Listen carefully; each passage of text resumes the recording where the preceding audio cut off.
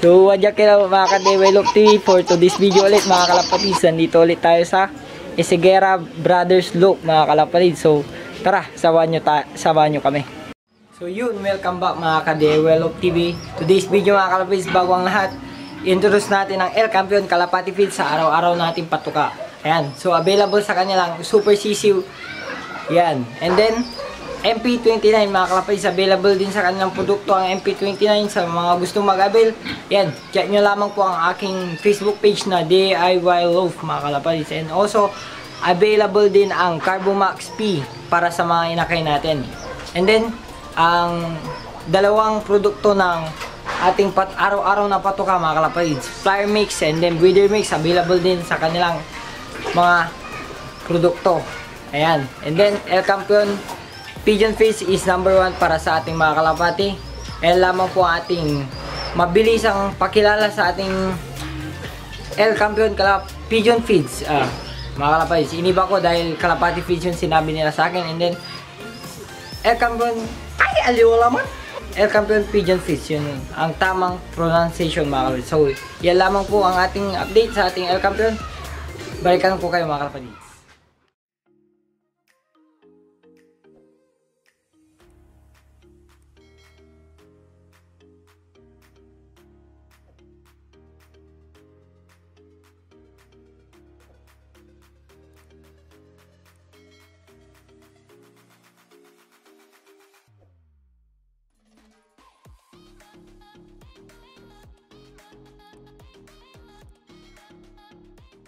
So ayun nga mga kalapatids, tama ngayon narinig nyo, nandito ulit tayo, nagbabalik tayo sa isang loft visit ulit sa Isegera Brothers Loop mga kalapatids. So ayan, dyan na si sir sa likod natin, naghihintay na. So interview na natin siya mga kalapatids, umpisa na natin ano. So tara, unang tanong na natin kay sir. So ayan, sir, paano kayo unang nag-umpisa na pagkakalapatids? Sino naghikayat yun po? Bali yung dito ko ang nagkayat na mag-subsist sa amin sa yaya na maglaro sa Kalapati. Tapos ano yung maging achievement nyo nung unang nagkalapati kayo sir? Nag-umpisa kami na 2015, umpisa kami sumali sa paglalaro ng Kalapati. So may mga nabigay agad na karangalan? Mayroon din yung unang laro namin nung 2015 sa club ng SFRPC sa Sampagyan. Naglaro kami sa Summeries. Ano naging una? Summeries namin sa Sampagyan, Subic yung last lap namin. Fun race? Oo, so fun race.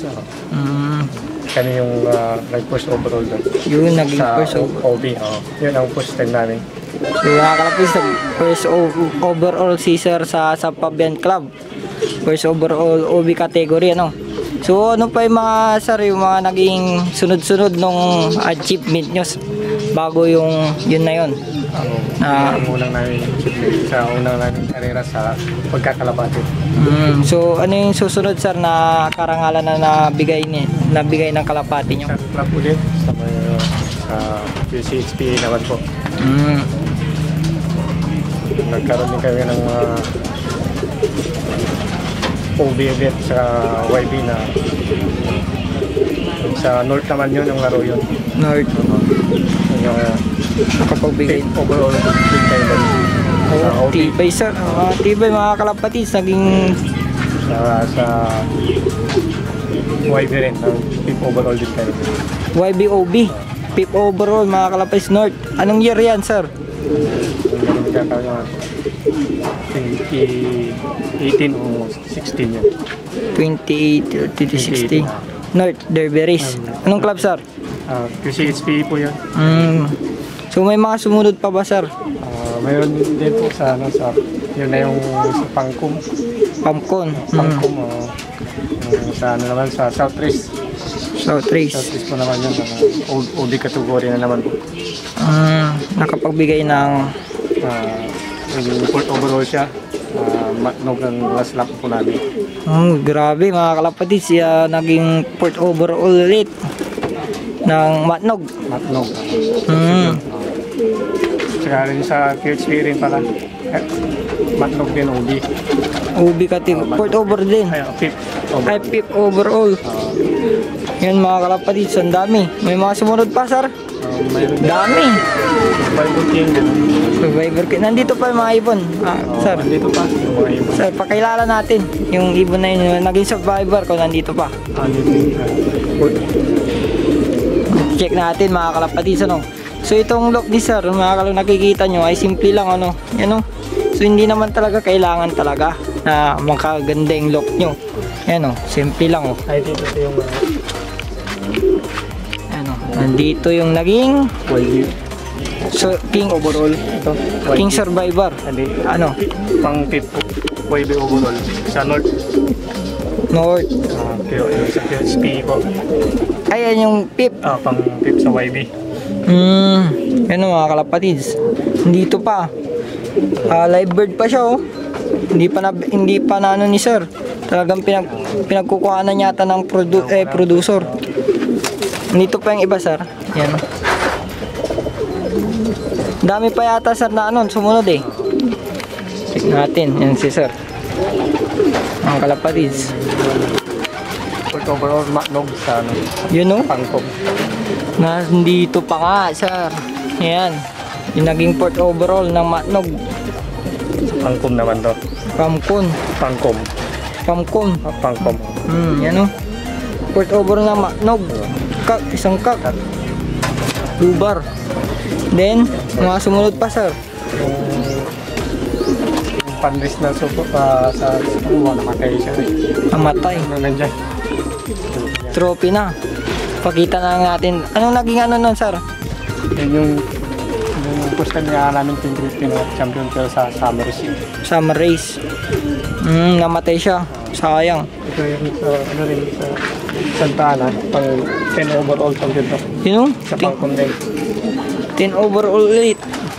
Dami. You know? So, anong linya dyan yan, sir? Yun, magkapatid na yun, yung matnog ko. So ito. Anong Sa linya? isang linya lang, bigay nung uncle ko. Bigay ng Veterano rin magkakalapat. taga dito sa Pangasinan. Sa Pangasinan.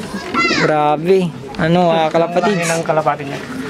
Ah? Anak ng Champion. Oo, Champion line. yeah, champion. Mga sumunod pa, sir. May mga sumusunod na year. So yung sa Binto. Yan, no? Puro naging breeder na ni sir yung mga nagbigay ng karangalan sa kanya. 2017 din po sa North. Oh, Ano? Sa QHP naman to ang laro niya. North, naging Naging lap champion. lap Santa Ana. champion. Santa Ana. As lap. Yun, no? Ito naman anong lahi ng Taiwan na bigay din sa akin ng tropa. Winning tropa. Taiwan nandiyan. Meron pa, sir. At yung Survivor King.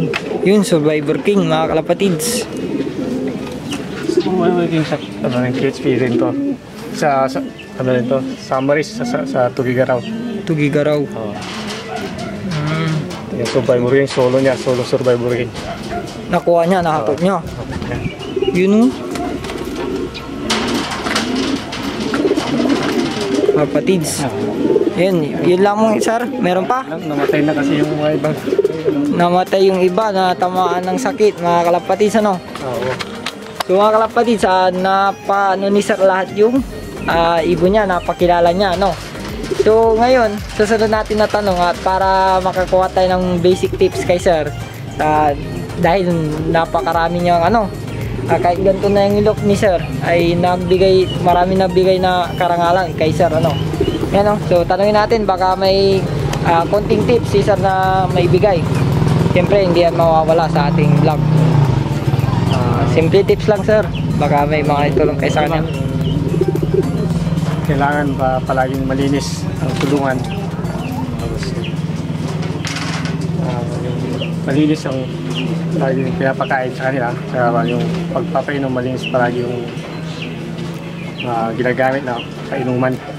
Yung sekreto lang na may babagin nyo. Yun,